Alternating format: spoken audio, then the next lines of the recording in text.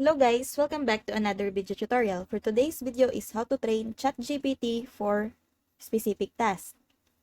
Training ChatGPT for a specific task involves process called fine-tuning. Fine-tuning allows you to customize the base language model to perform well on a particular task or domain. Here's an overview of how you can train ChatGPT for specific tasks. First is define the task. Clearly define the specific task or domain you want to train ChatGPT for. It could be customer support, code generation, language translation, or any other task you have in mind.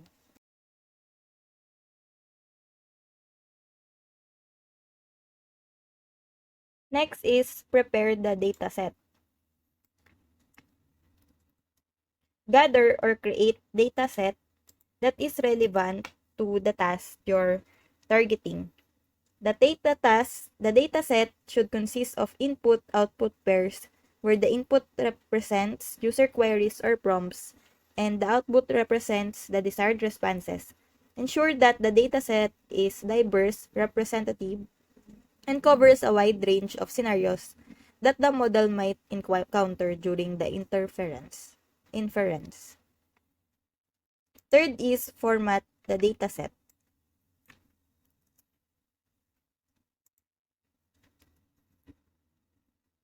Structure the dataset in a suitable format for training. Each data sample should consist of user query or prompt and the corresponding desired response. Ensure that the data is properly tokenized and formatted according to the requirements of the training process.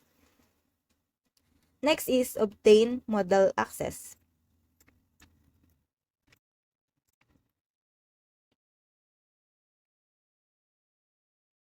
Access to the GPT model for the fine-tuning requires permission from OpenAI. Follow OpenAI's guidelines and obtain the necessary access to the model. This might involve applying for an API key or using API's fine-tune service. Next is fine-tuning process. The fine-tuning process involves training the base language model on your specific dataset. And last is post-processing and deployment.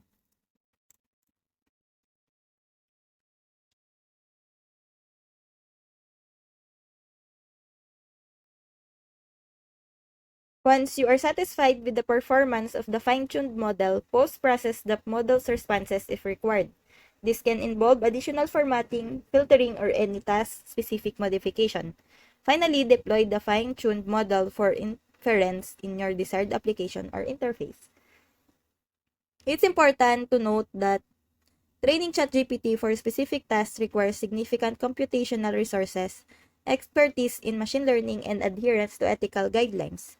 It is recommended to have a solid understanding of the training process and consult relevant documentation and resources provided by OpenAI or other research communities to ensure effective and responsible fine-tuning practices.